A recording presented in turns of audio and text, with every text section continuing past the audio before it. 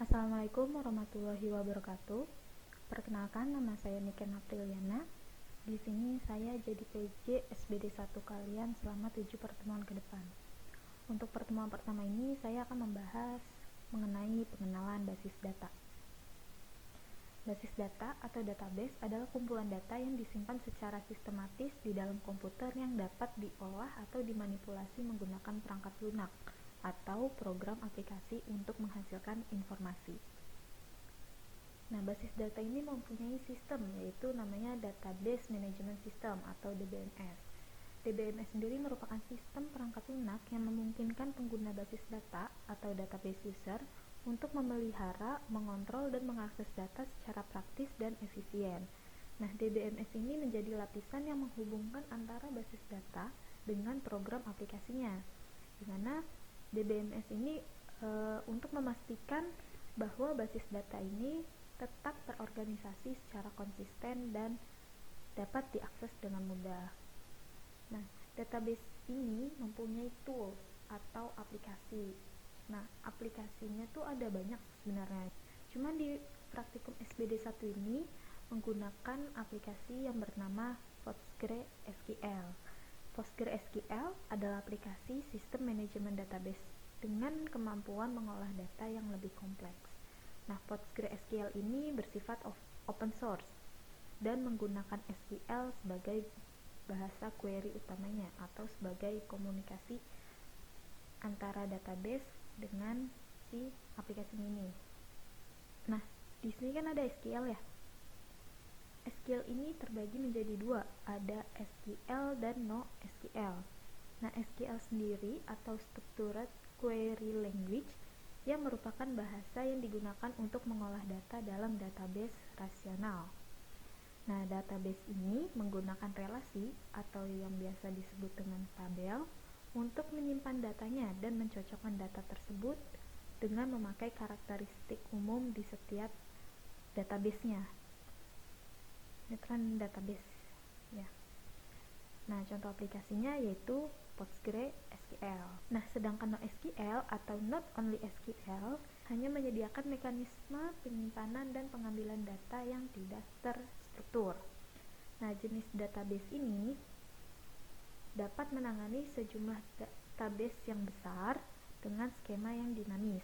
Oleh karena itu, jenis database ini tidak memiliki bahasa query yang khusus dan skema relasi, tetapi NoSQL ini memiliki data yang disimpan dalam suatu format kumpulan dan berbentuk dokumen.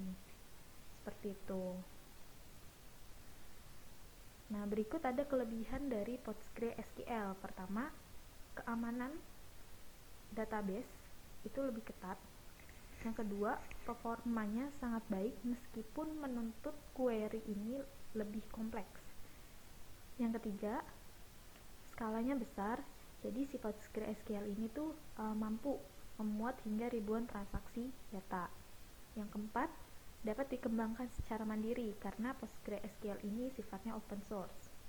Yang kelima, ada kecepatan analisis atau read-write yang sangat cepat. Oke. Nah, sekarang kita masuk ke aplikasinya aja. Kita buat database-nya menggunakan PostgreSQL. Kalian buka dulu PG admin-nya.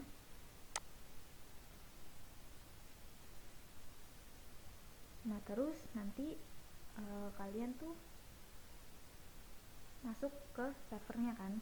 Nah, di saat kalian masuk ke servernya, kalian diminta untuk memasukkan password, dimana password tersebut adalah password yang kalian inputkan ketika kalian install si PostgreSQL ini. Nah, ini kita buka dulu.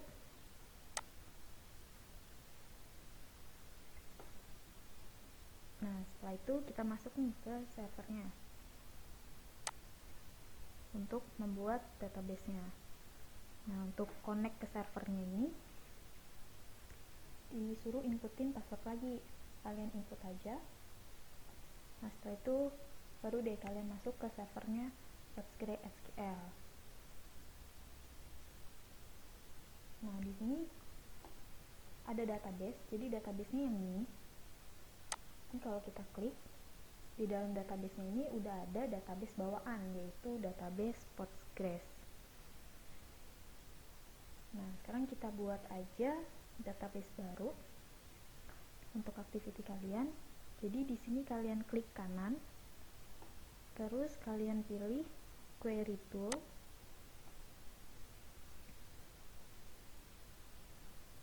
Nah, setelah muncul tampilan seperti ini, kita langsung buat aja database-nya. Caranya create database,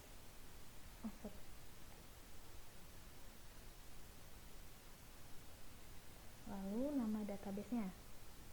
Nama database-nya kalian buat supermarket underscore nama kalian ya,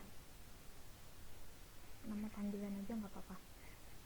Terus kalian beri titik koma, jangan sampai lupa titik komanya biar nggak error. Setelah itu kalian run aja, atau kalian bisa pencet F5 di keyboard kalian. Nah, kalau sudah muncul tanda seperti ini, tandanya query telah berhasil membuat database-nya. Sekarang ini diklik kanan di bagian database ini, lalu pilih refresh untuk menampilkan database si supermarket Niken ini. Nah, ini ya, ini klik aja database-nya, berarti sudah berhasil dibuat. Nah, setelah berhasil membuat database, kita lanjut membuat tabelnya. Nah, caranya membuat tabel tuh langsung aja di tempat yang sama. Ini kalian enter, terus kalian ketik create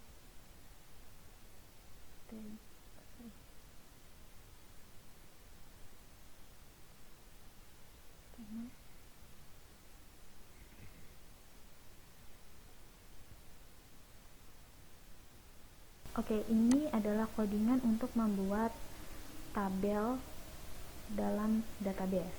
Nah, di sini saya membuat tabel dengan nama customer, di mana customer ini mempunyai variabel namanya customer underscore ID dengan tipe varchar dengan parameter 255, di mana variabel ini tuh wajib memiliki value atau nilai ya, karena di sini dideklarasikan not null.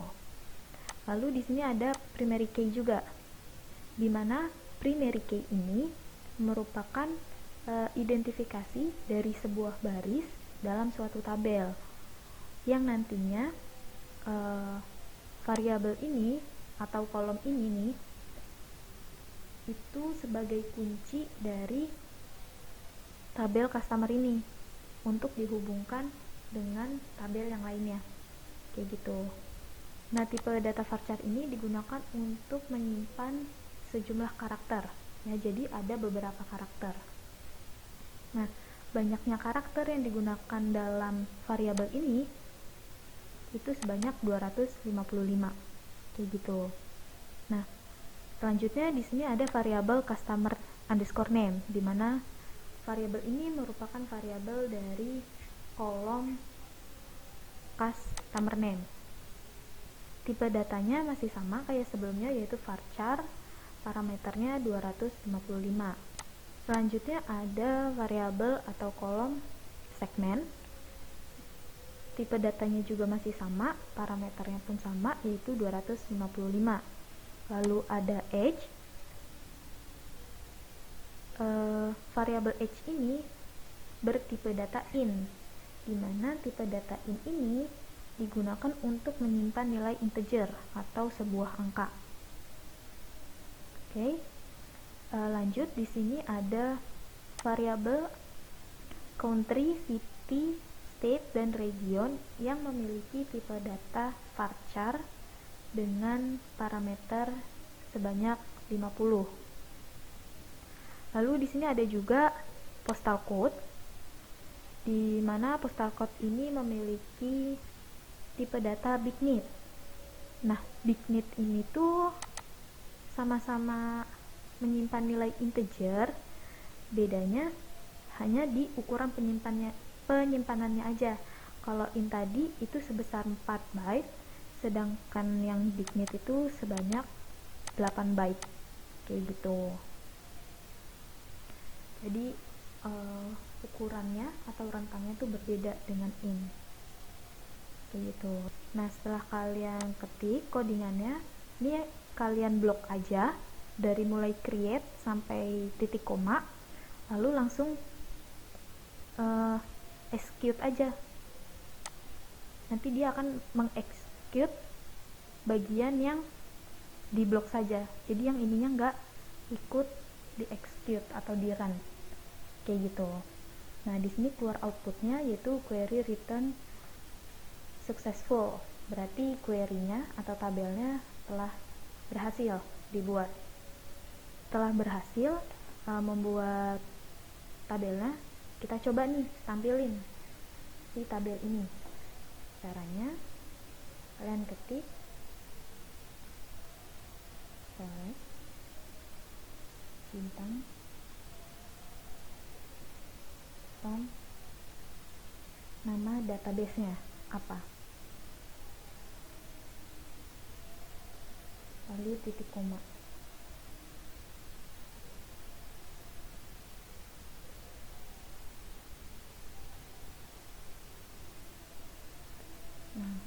Salah. Nah, terus kalian blok aja di bagian ini untuk kalian execute.